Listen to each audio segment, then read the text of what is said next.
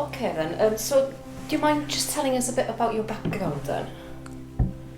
I used when I left school, I went to art college. Went to Chester for a year to do a foundation. Then I went to Loughborough College of Art and Design, did a degree in fine art painting. Then once leaving college, ended up doing lots of different jobs. Really working as I worked as a graphic artist. Then I worked as a council labourer, hospital porter, and then I had the idea of perhaps going into art therapy.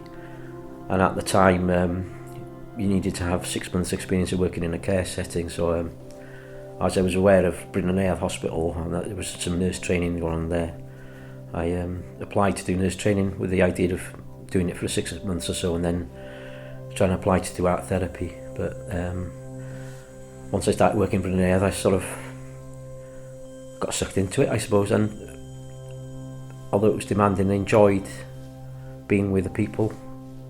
And I ended up being in the service for 30 years. And I worked in the Bryn Eyre Hospital from 1986 to the year 2000, before my job changed and I worked in a different part of the service.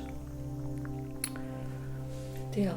So, what made you start painting then?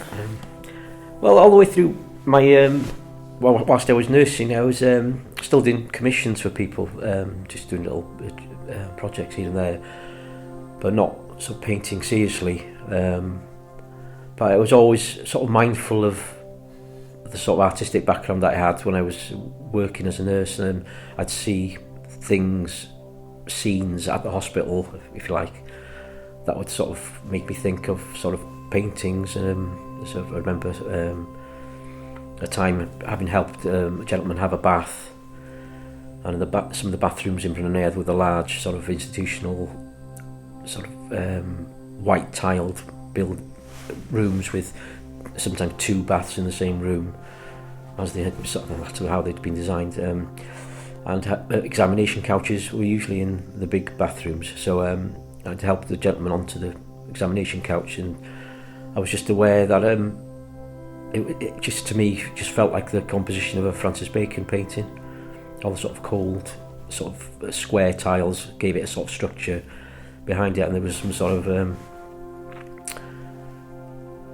fleshy object, I suppose, for want of a better description, because the gentleman that I was helping, his body was quite deformed. He had sort of quite a scoliosis in his back, so it was his body was quite misshapen, really. So it just reminded me of a Francis Bacon painting, and quite often things would happen in my work life that would just make me think about. So I started storing these visual memories, I think.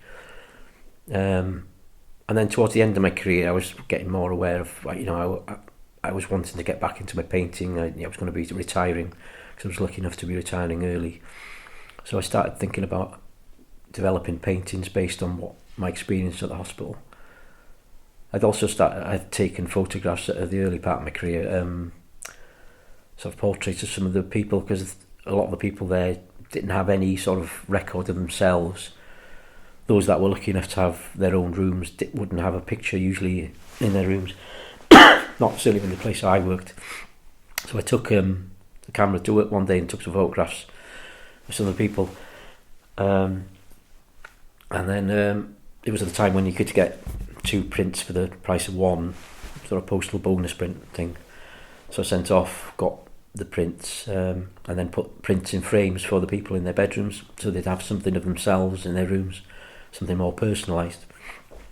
And then I just kept the other photos. I didn't really think about them until years later, really. Then I remembered, as I was thinking about developing a collection of paintings, that I could use them as reference points. So that's what I did, really. And so a lot of paintings here are based on some of the photographs that I had at the time, or sort of very strong visual memories.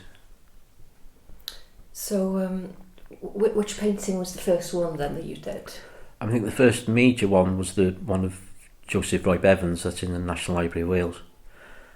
Joe was a sort of real character in the hospital, and he became sort of known as an everyman figure for the hospital, really, because Joe was one of the few people that ventured out of the grounds of the hospital on his own. He used to go up into the village of Llanfechan and loiter, I suppose, by the traffic lights there. So the local community got to know him very well.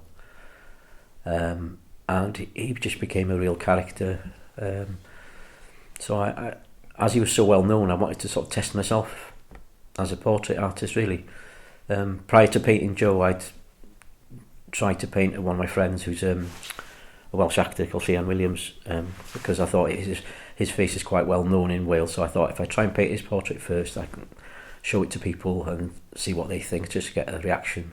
Because I'm still, well, I think I'm always insecure about my art, but I was, at that point especially, I was quite insecure about whether I was able to paint, really. So I did the paint of Ffion, and it's got good feedback about that. So I thought I'd have a go at doing Joe. I think Joe was quite a difficult portrait to paint in terms of it. His features were very strange for a lot of, or unusual for want of a better word. Very big ears, huge forehead, big chin, one eye, and to try and capture a person with features such as that and make it look dignified, or make him look dignified and have some sort of integrity was a challenge. So I did that one over about a period of 3 months, and I had good feedback on it, so I'm trusting people that it is a strong portrait. A friend of mine who's an artist had seen it, Will, who's sadly no longer with us, has portraits in the National Library of Wales collection, and he'd asked them to have a look at it, and they approached me to say that they'd like it as part of their collection. So I was quite pleased that somebody who had Joe's status in society ended up in a national collection. So you wrote something on the back of the portraits as well? Yeah, Joe used to shout all sorts of slogans, and he was quite a mischievous character. I think he shouted up the Irish, "You Welsh get," and all different expletives. So I thought, as a little tribute to him, I wrote "You Welsh get" on the back of the canvas. I mean, not many people will get to see that ever, probably, but I know it's there, and hopefully Joe knows it's there. So it was just like a little tribute to his mischievousness, really. Very fitting. So it was acrylic that you used to paint? Acrylic, yeah. I had started just using oils, but I was struggling to use oil, really. And I like to try and work quickly, so when I started using acrylic, I found it was obviously drying quicker. It was easier to change things more quickly, and it was a bit more life to it than using the oils was a bit too dark, I think.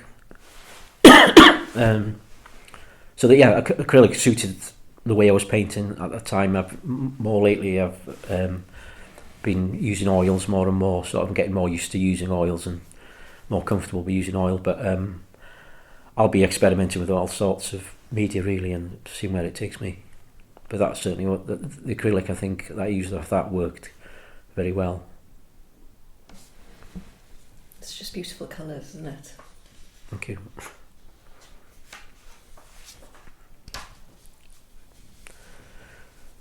There's a painting called Het a Scarf. It's about hat and scarf.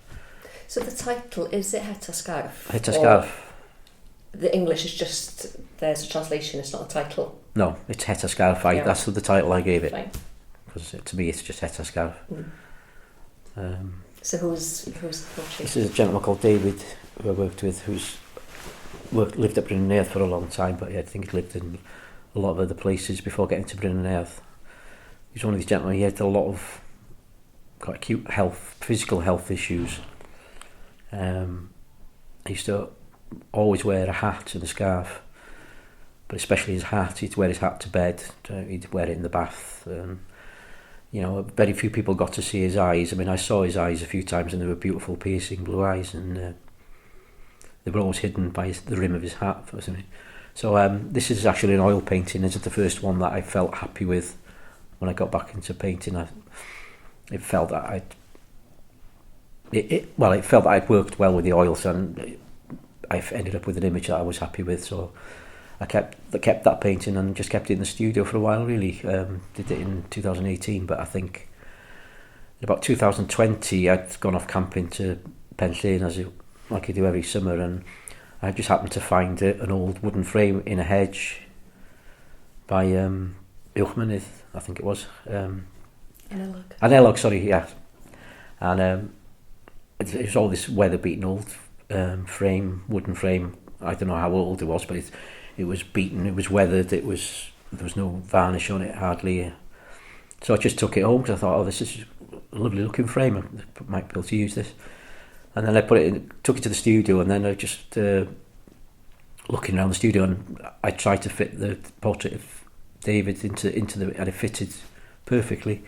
And I thought it fitted in another way as well. It was just emotionally, it just felt correct that this sort of old weather-beaten frame was encompassing this old man who had also been weathered by time and circumstances as well. So I don't know what's the word, serendipities, I don't know, but they seemed to come together, and it felt right that they were both together.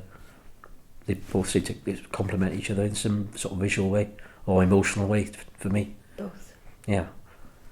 So what was David's background then, do you know? He was originally from the northwest of England, and say all sorts of physical health issues. No family contact as far as I was aware. Lived in Brynner for many years. As far as he passed away some years ago. I suppose Brynner was his family then. Yeah, I think that went for a lot of the people that were there, that the staff were their family. You know. Yeah. It was certainly a community. For all its faults, and obviously a big institution, it definitely was a community, and there was all of life was there. It wasn't just all grim institutional practices. There was a lot of laughter there. There was a lot of humour. There was a lot of love there, I think, as well. That comes through in the portraits. I hope so. Yeah, I hope so. Yeah. This is Panad. Have a panad as well. Yeah, I'll have a slur.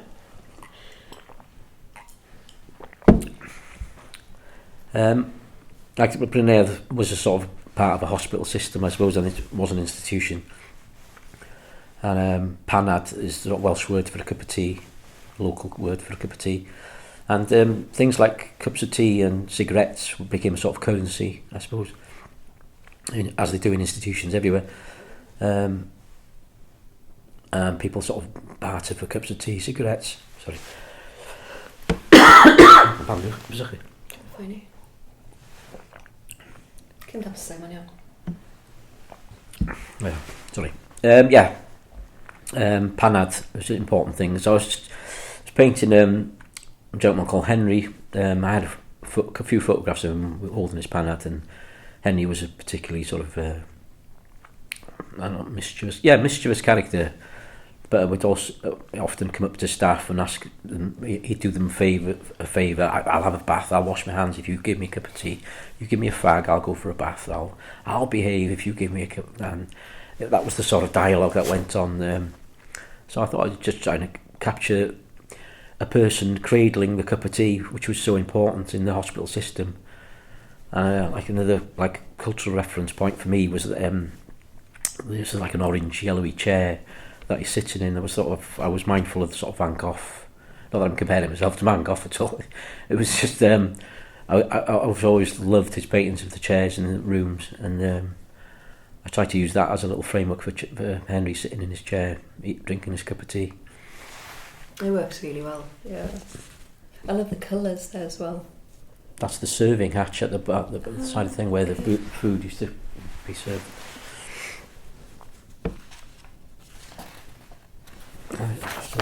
Painting called Holding the Stones, oil and paper. A gentleman called David who used to spend a lot of his days out in the hospital grounds, scurrying about under the trees and sort of playing with different things, stones, picking up stones, bits of wood, pretending that these things were either they could be doing anything from a bow and arrow to a gun to whatever. And he used to spend all his day out there, come back late at night, and he used to be covered in dirt. And he used to be a happy soul that used to be out playing with things. And in this painting, he's holding a stone, and it's just I was like looking at the idea of how people, some things are important to some people, they've got great significance, but they mean nothing to somebody else. And to Dave, like, he'd pick up a stone and that would be the most important thing in his life for that moment, but to somebody else it'd be a dirty old stone. So it's just that thing about respecting people, people's individual needs, I suppose, in a way, in some sort of way. Try to capture his sort of quiet dignity when he's sitting there, because he was seen as a bit of a clownish character, but I wanted him to be seen as more than that, as sort of a human being with things that he loved doing. He does look really dignified there. I think, yeah, I hope so. Again, that's the one of the challenge when people have got features of their faces that are not, what's the word, mainstream, what people usually accept as being acceptable, I suppose, is the word in society generally. It's trying to portray them as human beings, dignified human beings with integrity, which I hope the paintings are all trying to do. It's down to the eyes again, isn't it? The eye. Yeah, I think the eyes are so important in any portrait, really, because I mean, obviously, by definition, if there's a portrait on a wall, you have to look at it and inevitably drawn to the eyes, and I think the eyes are so important. Windows to the soul, they say, don't they? Yeah. Yeah, so that's holding the stone. You've captured him there, haven't you? I think so. Yeah, I think that's one of the ones I'm particularly content with. I never say happy because I'm never happy, because that's why I keep doing it, because it's a process that I think that's important. So from your point of view, you're saying about the process. Why, emotionally, how did you feel about painting? And very emotional. It's been a cathartic thing for me in a lot of ways, I think. And in a way, I think it might sound odd, I wasn't concerned about what the end product would be, in a way. It's just a process I need to go through. I'm still going through it, really. And I probably will for a long time, because it had such an emotional impact on me working in the hospital and working with people, people that were sort of devalued and labelled and demonised, I suppose, traditionally. It's trying to see beyond labels and seeing the people there. As people, yeah. And that's what all this work is about, really. It's about seeing people as people. Because I'm just saying to somebody, when you put art on a wall, people are forced to look at it, and these are people were never looked at properly by society. They were sort of labelled and put away. So I think it's important that art reflects society and everybody in society, really, and as human beings. So I suppose it's my way of doing that, really.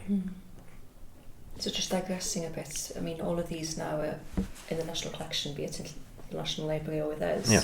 So how does that make you feel? I'm happy that they're potentially going to be seen within the context of other art, because I'm not really aware of notable artists or artists that have painted portraits of people with learning disabilities or people that have been in institutions such as this. I mean, I'm aware of stuff, people like Hogarth painted or did his engravings of Bedlam, and I think Goya painted people with sort of possibly mental health issues, but it's not the sort of subject that's been portrayed popular in a sort of widespread way in the art world, as far as I can see. I mean, it's important that art reflects society in my view, and it's quite interesting that people with learning disabilities, people in hospital like this, don't have a place.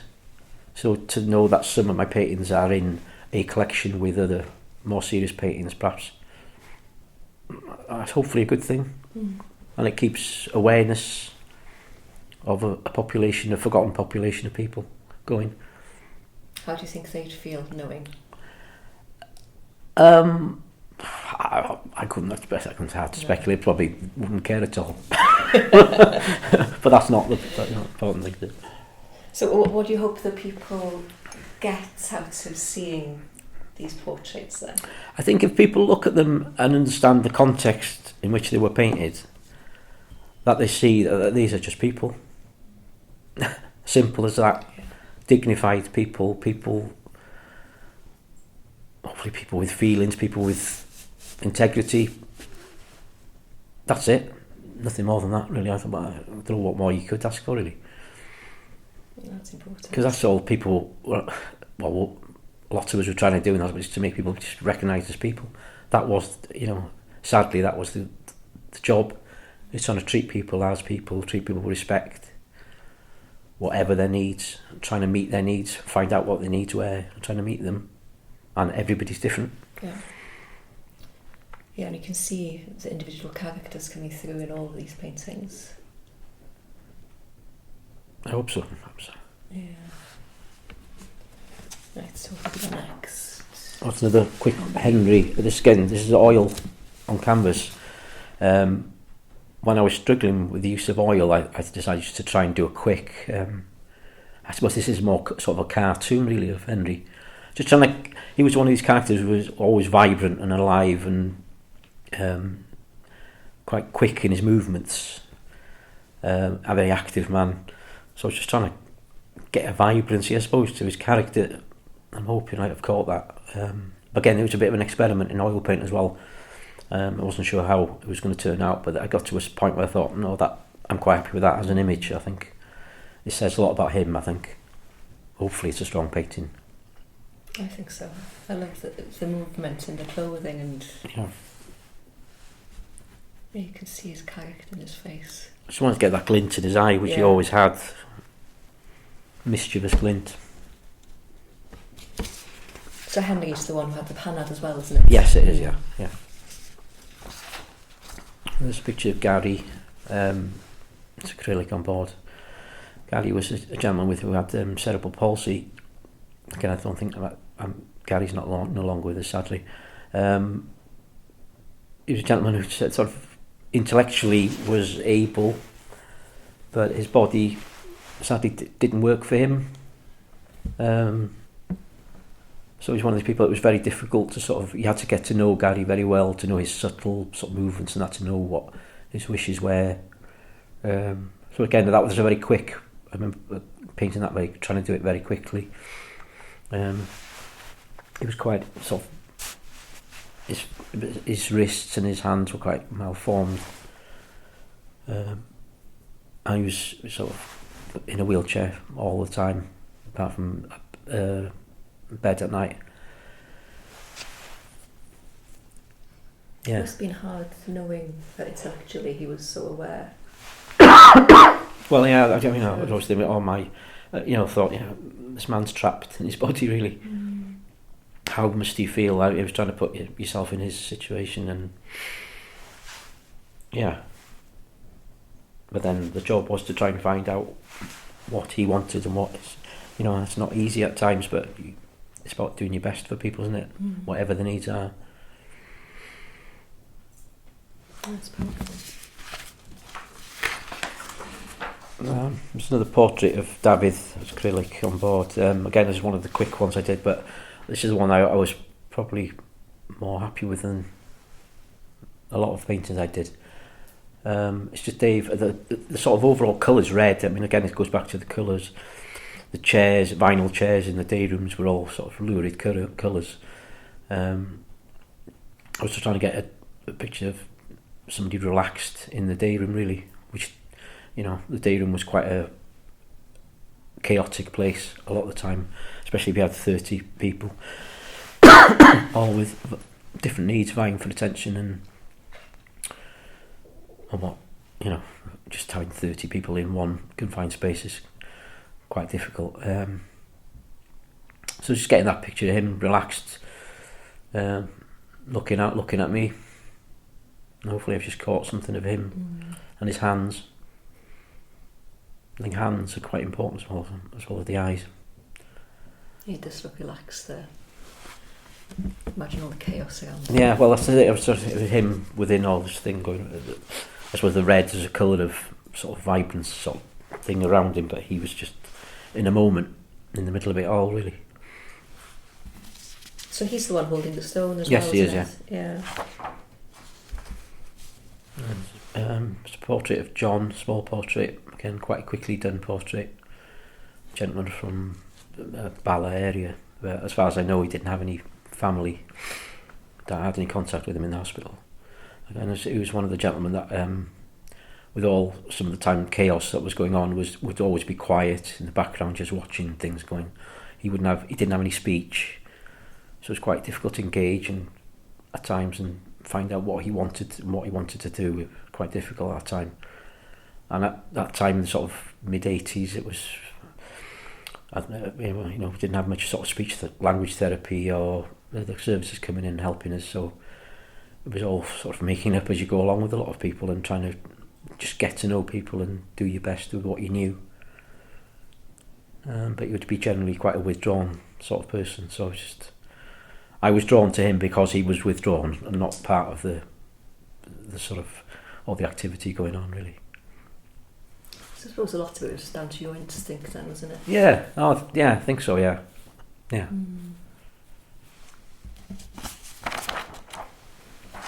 Yeah, this is Eric, who used to come into sort of the day service department a lot.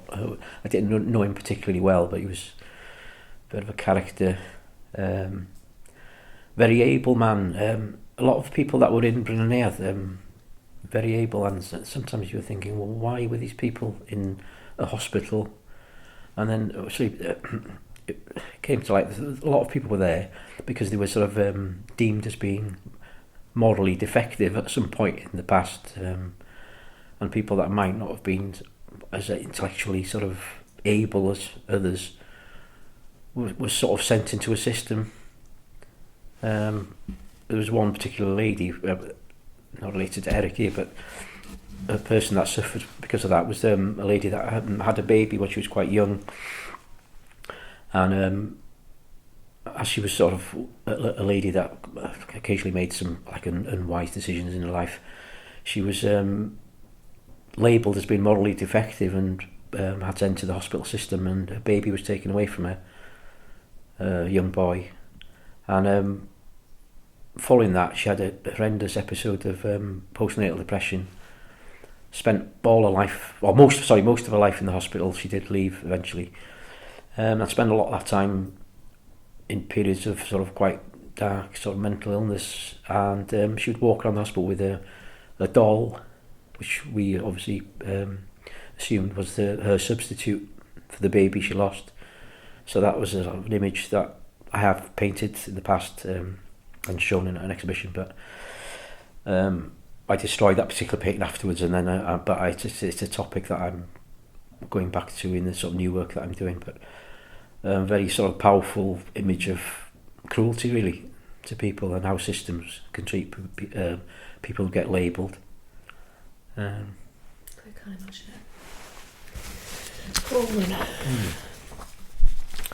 it. Painting here, the therapeutic meal. Meal times very important times in sort of a hospital system, chaotic times, and when I started nursing, there was very much of a distance, like social distance between staff and residents or patients, as they were called, residents as they were called in hospital, but they were effectively patients in the hospital. So staff would have their meals separately to patients. It was a status thing really. That was, staff were seen as above the patients, so you couldn't have your meals with them. But then gradually, as the sort of philosophy of the service changed, it was more of a social model, more of an equality model. It was trying to break down those barriers, and people started sitting with the patients to have meals. And then these medical phrases, because it was a medical model that Bryn Aird was under when it first opened in 1971, but that's gradually was meant to change. The culture changed slowly. Sort of a more social model, more the awareness of the rights of people, individuals. And then, but there were still sort of medical terms applied to sort of normal everyday settings. So therapeutic meal was one that was applied to the time when staff sat down with patients and had a meal together, which was, to me, just sort of an absurd use of labels and the sort of inaccurate, or the application of a medical model in an inappropriate way, as it was to the lives of people with learning disabilities anyway. People with learning disabilities do sort of percentage-wise have a greater health, physical health needs than the rest of the population, but to throw a whole set of people, a whole group of people into sort of medical systems was just totally crazy to me. So it's just this painting's just trying to highlight to me about the ridiculousness of describing things in a medical way. So just ordinary domestic process, having a meal, sitting down. So it's just two people sitting down. It was in the corner of a day room in Brynleuad, but I was trying to make it as a sort of look like a domestic setting. And you referenced as well. Yeah, I had in my back in mind. There was a painting by Van Gogh for the potato eaters. That was sort of quite a dark painting. People around a table eating a meal. I mean, that was a reference point when I was putting the painting together. So how successful it is, I'm not sure, but I can see it. But I think the title of the painting is more important than the painting, if that makes sense. Because that, we were often getting this new medical jargon to describe just everyday activities, and that's just something that rankled with me, really. And a lot of us, really. Just the absurdity of a lot of it was, it was just there. It must be quite frustrating at times. Yeah, very. And and new initiatives being presented as something state of the art, when you're just talking about treating people as people. It's common sense, basically. Yeah, exactly. And being humane. Yeah.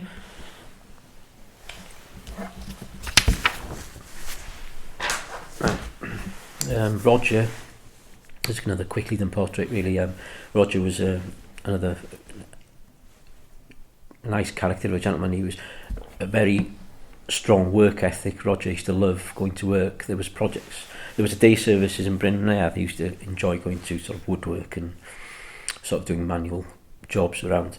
But then there was other projects out of the hospital that started happening as the sort of social model developed. We were trying to get people out of the hospital to get involved in different projects, and he used to love going up to projects. There was one project in Rachib by Bethesda. He used to go up there in the morning and stay all day, really, and work with a group of men. There used to be different people there, volunteers working there, and he used to absolutely love it, just the work ethic and being sort of having a cup of tea, having a bit of banter with the lads and just enjoying normal working class activity, which is what a lot of people enjoy and take for granted sometimes. So when you say quick, how quick is quick then? That would have, for me, quick, a couple of hours. Wow. As it was acrylic as well, so obviously it was drying quickly, and so probably a couple of hours for that portrait. I keep trying to sort of limit the time I spend on portraits, because I think I tend to get a character quicker. I get a character quite quickly, I think, and then lose it because I keep on working at it and then try and regain it. And it's deciding when to stop is a challenge for me, I think. It works sometimes and it doesn't work other times. But then it is what it is, I suppose. It's definitely worked there. See the humour, right, there's a painting here, 5 orange chairs. I've done a few versions of this. So the day rooms in the hospital used to have rows of vinyl chairs in gaudy colours. Orange, I think, was the predominant colour.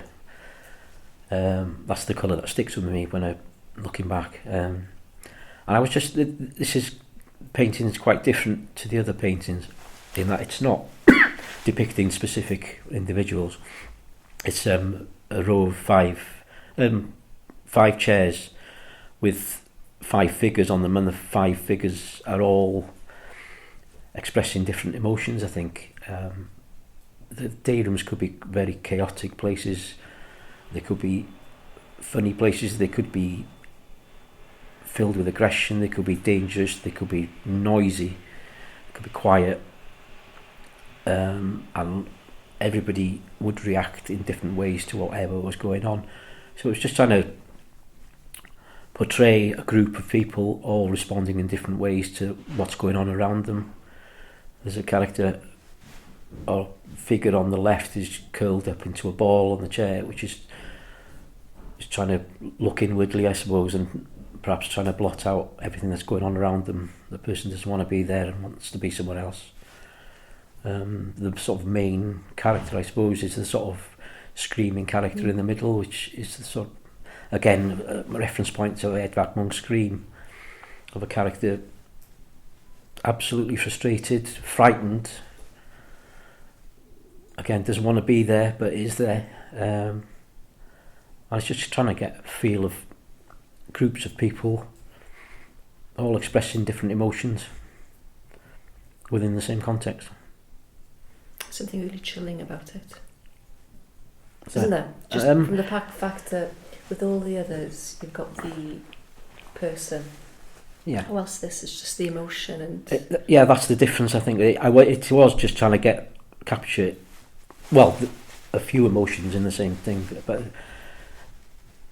I was trying to put myself in, how must it feel to be thrown into a system where you've got no control over it, and you are stigmatised and you're not treated very well at times and not respected. So I thought, how must that feel?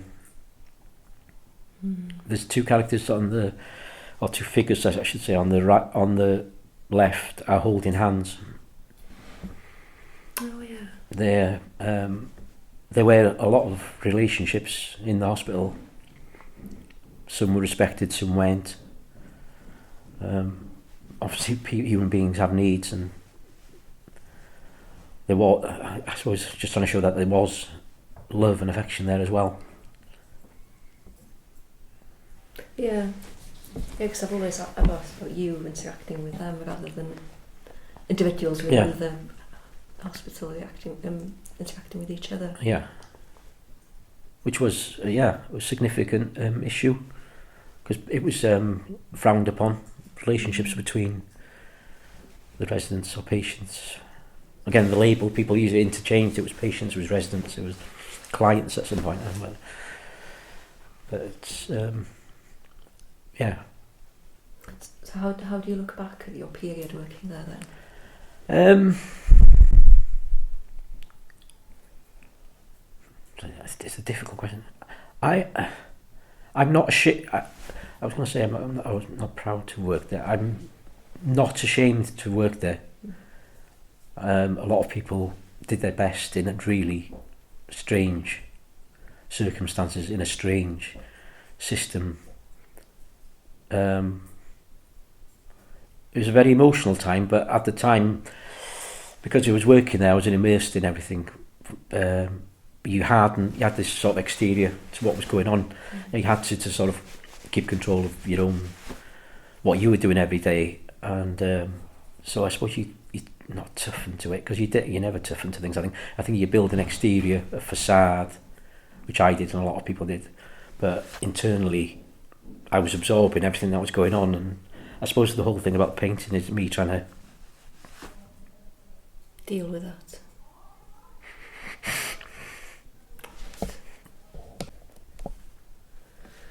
Yeah, so how do you feel looking back at your period there? I've got mixed feelings really about it. A lot of strong emotions about the place and the system it was. I'm confident I try my best for people and to help them have a bit of a better life in a crazy system. Not so proud of perhaps some of the practices that went on and I had to be part of, but that was the way the system was. Hopefully by doing the work I'm doing with the paintings, it's raising awareness of well, the existence of these people to start with, and then hopefully getting an opportunity for people to actually look at them, look at their faces, look at their hands, look at their bodies, Get to know them a bit. get to know them and understand what their life experience has been, and how important it is not to label people and to demonise people and stigmatise people. Hopefully if some of these paintings raise some of that awareness, then even for one person I suppose they're worth it. No, definitely. You've definitely managed that. We've got anything left? Yes. Tabby's again. Again, this is an untitled portrait. I just, again, it was a bit of an exercise really, based on David again. I just restricted myself to it. I said I was going to try and use oil paint and just do a very quick portrait. So this is what I did 2019. Just trying to capture the sort of the features and the presence of a person. And again, it was a bit of an experiment in terms of using oil paint. And I limited myself to I can't remember how long it took. No, it wasn't very long. But I was determined just to do something quickly and see if I could handle the paint and come up with an image that I was happy with. And I think it was quite a strong image eventually. You've managed them, definitely. So, I mean, maybe it's changing the tack a little bit, but I mean, how do you feel now as like an ex-nurse looking back at looking at how things are today? Obviously, I'm not involved in services anymore, but I hope that they've developed, progressed, more sort of progressive. I'm sure they have in lots of ways, but in terms of systems and care, it's always difficult, isn't it? And the backdrop of sort of austerity and less money for public services, philosophies can be great, but when it comes to practicalities and getting proper services properly funded, it's difficult. And there seems to be more a reversal in terms of demonising groups these days, from my own perspective. So there are always dangers of vulnerable groups being marginalised and demonised, and becoming more, what's the word? Not fragile, becoming more vulnerable, yeah. So I think there's a duty for us all really to sort of be mindful of how vulnerable people can be and be respectful and progressive about what we're trying to do to support people. Na ma bwysig dy.